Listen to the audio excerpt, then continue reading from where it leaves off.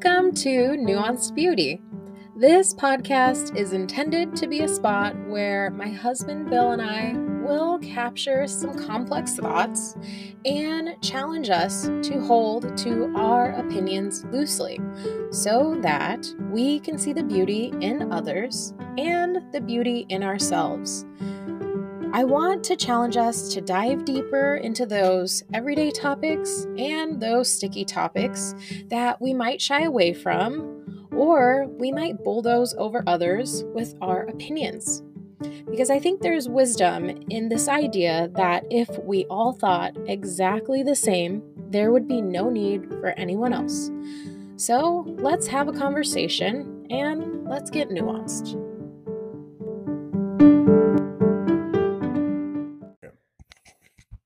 So, Hi guys. to do the Wayne's World, 5, 4, 3. Hi guys. Welcome back to Nuanced Beauty. You couldn't see Bill doing a very gesticulated countdown with a rolling point back to you. Well, I mean, if you haven't seen Wayne's World 2, why are you listening to us? Turn this off and go watch Wayne's World 2. Yes. And there's a running joke in the background of the non-professional TV producers learning how to do professional things, like how you do a countdown into action, because and that is what this is. It's heavily technical. Thank you guys for sticking through our learning curve. It's such a beautiful day, and it's gonna be after the holiday before you guys listen to this, but it's just before the holiday for us. Before the holiday now, we thought we'd do something light and fun, so we're gonna talk about death. Because that's come up in a conversation we were having. So there was a song that came out back in 2010 called "If I Die Young" by the band Pear. It was a huge hit on the country charts, and the song was something of a prayer about this young girl considering what life would be like if she were to die young, in a kind of romanticization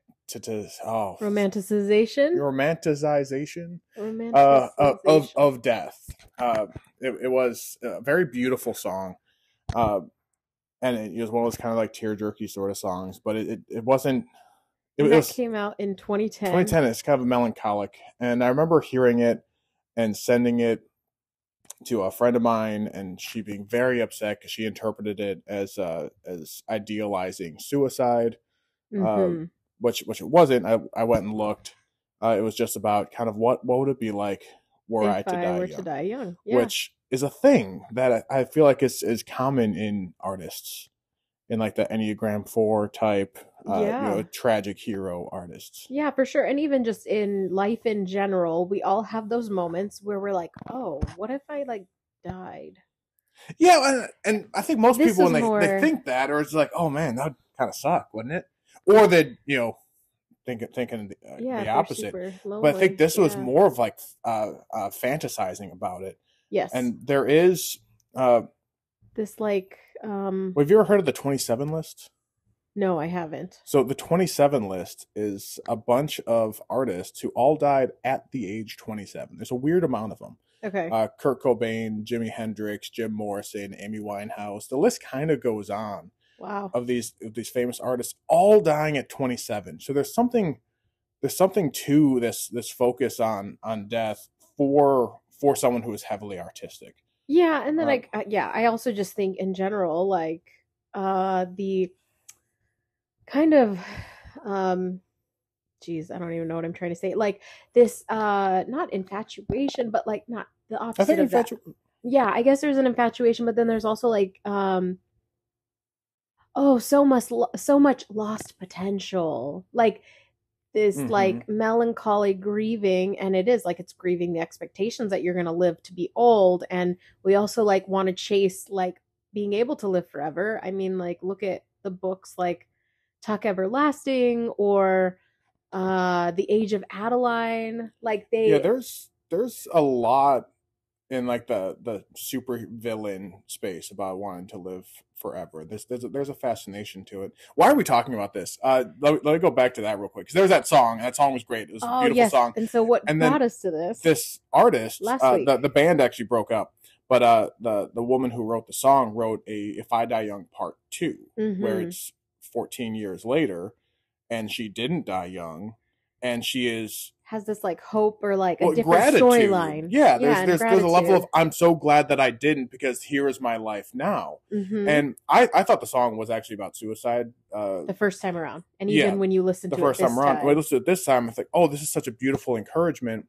to someone saying, yes, I was there, and I'm so glad I didn't make that choice. Yeah, because I've had time to bloom. Yeah, is kind of the hook of the song. Like the hook of the first song is, the sharp knife of a short life. It's like this dark, like, oh, the life cut short by the sharp knife. Now it's no, I've had time to bloom, and now here are my perspectives. Here's all like the love, like falling in love and having like a daughter, and there's also like the best line is the like, now I know that there's never enough time. Right, because in the first song it's, I've had just enough time, like I am ready for death, and kind of this like tragic like bitterness. I've had enough time, but no, I know that I haven't had enough time. There's so much more to life, and so much more to what I'm here for. And in the first song, there's this image of the mom having to bury the daughter, and in the second song, it's saying, I'm really gonna miss my mom when she passes, because now there's an assumption thinking about her mom passing first, go in the natural order of things. I'm so glad I passed my name down before it was on a tombstone. It still has some like dark tones, because it is following this Southern Gothic kind of genre of art. Yeah, but I think like we didn't even get to the question because you opened with the funny but I think for me, like, the question for this episode to ponder is, how do you reckon with death? What's your relationship with death? Because this person obviously had almost a fetishization of death. There's romanticization, and then there's a change perspective that she shares in this. And for me, when I was like reflecting on how do I reckon with death, I was kind of like thinking back, and I don't dwell on the idea of death, and it doesn't. I've never had anxiety about dying. Like, I had a friend who was sharing that, like, in her early to mid 20s, she really had a lot of anxiety about death, and I kind of like it was one of those moments where it's like, I don't relate to you at all in this. Like, I don't even know where to go with that, because like that is not something that bothers me or concerns me. I'm not afraid of death, like, and that sort of thing. And I still think that I don't have a fear of death, but I do have this concern for living. I have a draw toward life. And I have like this, now being married for many years and having 2 sons, like I have this sense of like, oh, but if I died, like, where, like, I know that you guys have a sense of responsibility to live. Yeah, a responsibility and a draw to like be here. And not that I was like, I wouldn't say that I got to like a level of super depressed, like I don't have a draw to be here. It just, should you have a fear of death? Is that a healthy fear? I don't think so. And that's where it's hard for me, is because like I couldn't relate to that, but I also have a strong like, you shouldn't fear death. Like, it's in there's a weird mind. It's so central to scripture, the not necessarily fear of death, but the a fear of death. So much of scripture surrounds, how do I achieve everlasting life? Like that is the thing that you should be concerning yourself with through the time that you're living. And I've never really found that all that compelling, because I barely like being alive now. Why do I want to do this forever? Right, and there's but that said, go ahead. Through scripture, it's saying, oh yeah, you should live a good life now, so that, and if you don't have a fear of death, or any belief of an afterlife, why would you do anything at all right now? Yeah. So I don't think, fear might be an overly strong word, but I don't think it's wrong, or I do think it is a good thing to reckon with the idea of your death. Yeah, and the idea of like you're not everlasting, like you're not infinity. But then that leads into like, for us being Christians, and when you look at it from a Christian lens, like the story of the Bible is about a creation, it's about a fall, and we are now in the tension of redemption, because post Christ arriving and like everything that he said in the New Testament, the good news of Christ's arrival and the love that he stood in our place for death, that's like the redemption story part. And then there's the new creation part, which is like not here. Mm-hmm. And so a lot of folks like they put I think some emphasis on the like heaven part, Mm-hmm. almost to a like not almost like to the exclusion of living a today. worthwhile life today. Yes. And that's always been my issue with mainstream Christendom of and Jesus says this. He talks about laying up stores in heaven and not on earth. But also you were given this life. Yeah. On purpose. Yeah. And so to completely dismiss what's here and now, right, in favor of what's next. I mean, that's something we try to teach our kids. Of they're so focused on what's next that they aren't being here now. Mm-hmm.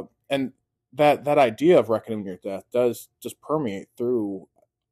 I don't want to say all because I don't know it all, but a number of different faith traditions. And that's something big. And there's a whole chapter of Be Here Now dedicated to ritualistically dying to yourself. And in scripture, it talks about you can only be saved if you were died and rose again. We talked about reborn. Classical stoicism a while back. Part of it is the whole memento mori. You one day you will die. Mm-hmm. And doing that isn't meant to evoke fear as much as it's to evoke a sense of urgency to live your life well. Yeah, and maybe even some gratitude. And gratitude. Like a potential for gratitude because you are here right now, today, you're alive. And that matters. Yeah. And I think that's what the part 2 of the song is really trying to emphasize. This, rather than this focus on death and the beauty of that, because again, beautiful song. It is even more so beautiful to live a good life now in the present. Mm-hmm. Well, and we had kind of also like, as we were chatting that one day, we brought up like this concept of like your orientation to time. Mm-hmm. And the point being that we are kind of wired a little differently. And some people are more so they reflect on the past and that's how they live their life. And there are some, in my case, who are 3 steps ahead, always projecting the future and trying to plan for the future, negate issues, think 3 steps ahead. And then there are some who are actually able to like kind of sort of be in the present. But we had tensions in the past because I was so forward and I'm thinking that ahead. And I'm very much oriented towards the past. Yeah. I consider, if I think about how I live my life as though walking backwards along a path. Uh-huh. So I don't know where I am or what's happening like right now. I don't know what's happening right now until after I've passed that thing. And if I were doing this by myself, I'd probably fall in a hole somewhere. So I'm really grateful to be married and to you in particular. But yeah, I don't really know what's happening right now, and I'm going to reflect on it later. I'm probably going to have something like insightful and interesting to say because I've, if you look into the past, you can look into the past for forever, and consider things and reflect on things, and you have kind of all the data you can do that with, and just kind of sit and reflect on it, and maybe have something worthwhile to bring to the table, having done that. Yeah. In the meantime, there's I don't know what this is from, but it might have been Harry Potter, where it says, you don't know that those were the good old days until they're past. Mm-hmm. So yeah, I'm very much oriented to the past. Maybe that's why this idea of like, oh no, you need to plan for this future and orient yourself towards your ultimate demise. I'm like, I don't just find that very compelling because that's just so in the opposite direction from me. Yeah, and I mean, I'm more in the future, but I'm here, and I wouldn't allow the thought of death to consume me or fixate on it. At least I haven't, thus far in life. And I don't think for either of us it's a level. Well, to just finish the thought on the orientation of time, in enneagram teaching, it does not make a value judgment about orientation towards the past, orientation towards the future, or the present. Right. It's just a fact that is true that people are wired. Like how you observe things. However, in scripture and in Buddhist teaching, the whole book's called Be Here Now. And Jesus says, why worry about tomorrow? Today has enough problems unto itself. Like he talks about being in the present. There actually is a value judgment placed in these faith traditions for being present. So, the 3s, the 7s, and the 1s, is that the present? No, 7 8s and 7 you're in the and future. 8s go together with future, but you just said 3 7s. I was trying to think of who the people who are oriented towards the present. A 6? They actually have some things going on that are maybe very positive. In being able to be present, because it's very difficult to be present, and it's also very valuable to be present. Yeah. At least for me, anyway. Yeah. Well, and so then there's like this other thing that we were processing was when we had our kiddo, we being out in Seattle without any family, we had an opportunity to do this like legal guardian workshop, and it was a free workshop where you sat down with a legal team. It was like just a younger married couple, and they helped you produce documents for like if you pass away and your kids are left behind, who would take care of your kids to try and make that transition more smooth. And from that, we did end up doing like it was a free workshop where you walked out of there with the full paperwork for guardianship. But while you were doing that with them, they had a very soft and very respectful sales pitch for the rest of their services, which includes setting up wills and trusts and things like that. Yeah. Which, because they seemed like good people, and that mattered really more than anything in that moment. We decided to go ahead and work with them to set up a will and trust, and like we are in our mid 30s, and like we did this in our late 20s, and so it was actually pretty easy. And like I noticed sometimes when like the folks that we chatted with about like legal guardianship, I think they had a little more like tension on the idea. I mean, there is a brevity to it, right? There's a gravity. There's a gravity to like, if this actually happened, like thinking about it is really kind of depressing, I guess. But it wasn't that hard. But meanwhile, like more recently, my dad and I have been chatting about him and like a will for him. Like he brought it up, and like because statistically speaking, he is closer to the end than we are. I would almost encourage anyone listening who's in the younger stage of life to get that stuff set up now, because it's like you're younger. It's easier to think about this stuff because it feels less probable. Yeah, I don't think when we did it, we were deeply meditating on our own mortality. Yeah. I think it checked a box. Yeah, and logistics. There was a level of orderliness, and stewardship, and caring for our kids. This is what is appropriate. We have a kid. It was one at the time, and these are the if you look at the checklist of things you're supposed to have when you have a kid, you need life insurance, you need a will, you need there's things, and so it's more of like, oh, this is orderly, this is responsible, more so than, oh no, but what if? What if this happens? Oh no, what's going to happen if this happens? Yeah. And even like I contemplate your death far more than I contemplate my own. And we have life insurance, so I'm gonna be so loaded if you die. So I'm gonna be all right. I think I can rock the handsome young widower role. I think I'd nail that one. Oh my gosh, yeah. I did talk to my dad about when they pass, and I didn't get very much information, but I was asking about his house, because he had done a number of renovations to the house, and I know some of them aren't strictly speaking legal. So I didn't know what those things are. They're not to code. Sure. It's not that they're illegal. They're not to code. Tomato. More appropriate word. If I'm going to sell this house one day, I need to know where the bodies are buried, not literally, so that I can put this house in order. Yeah, fix for handful sale of things, or hire someone to do an electrical repair. And also, repair, like now that I've owned a house or two, I know a little bit how houses work, and I'm interested. These are things I just like took for granted that my dad did stuff. I don't know what he did. There's something to do with a barrel. And so like I was actually legitimately interested about the infrastructure of the house, but also I told him, I need to know this so that when you guys kick it someday. I think I was more gentle than that, but not much. And he was actually kind of upset. I was like, oh, because I don't think is contemplating his mortality in the same way. Oh, he was really caught off guard by that. Yeah, but he's closer to it. Yep.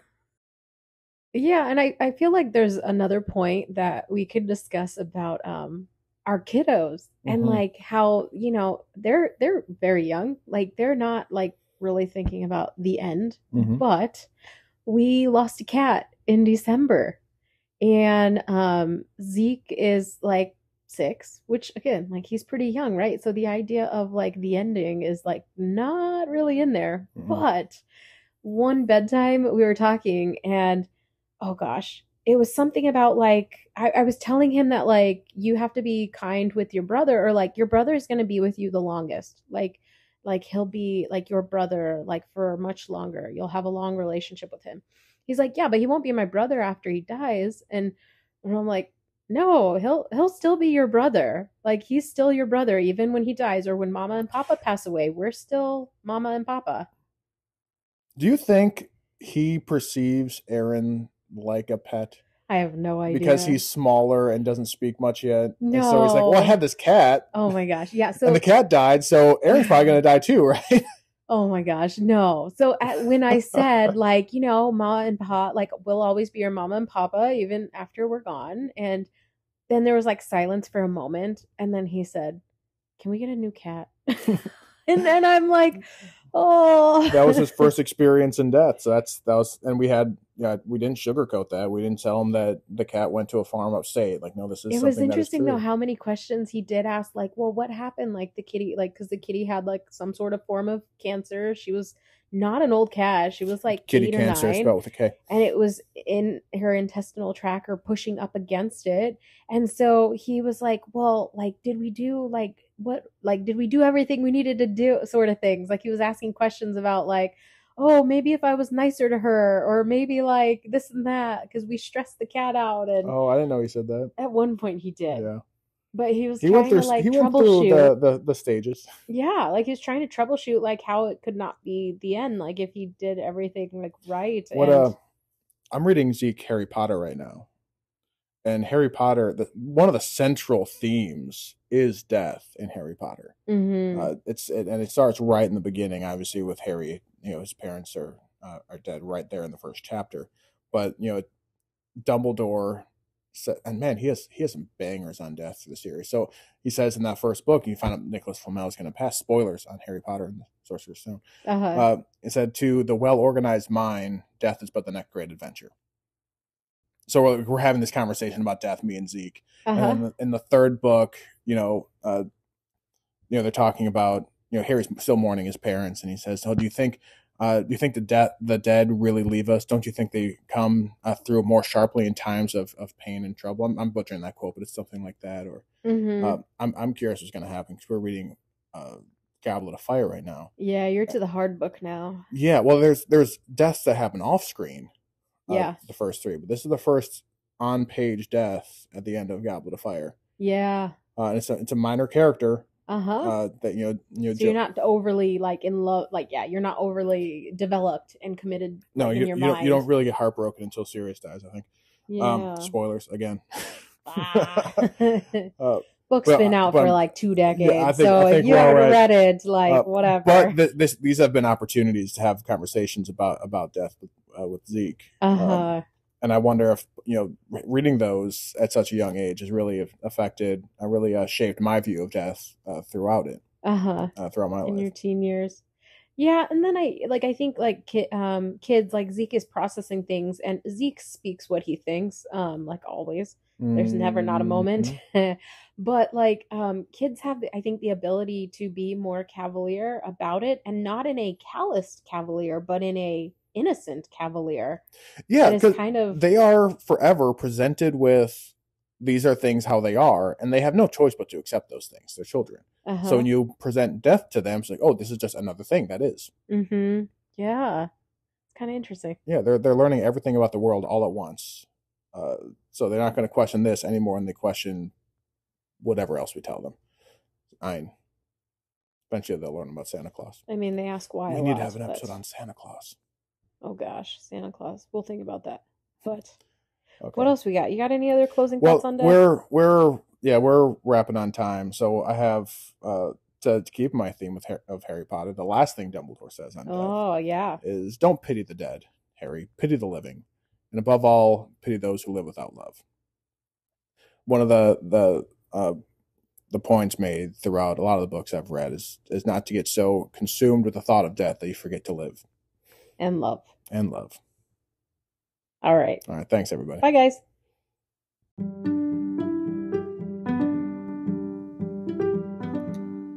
Thanks for listening to today's episode. If you aren't already following us, please follow us on your Spotify or Apple Podcast account. And look us up on Instagram at nuanced_beauty. Until next week.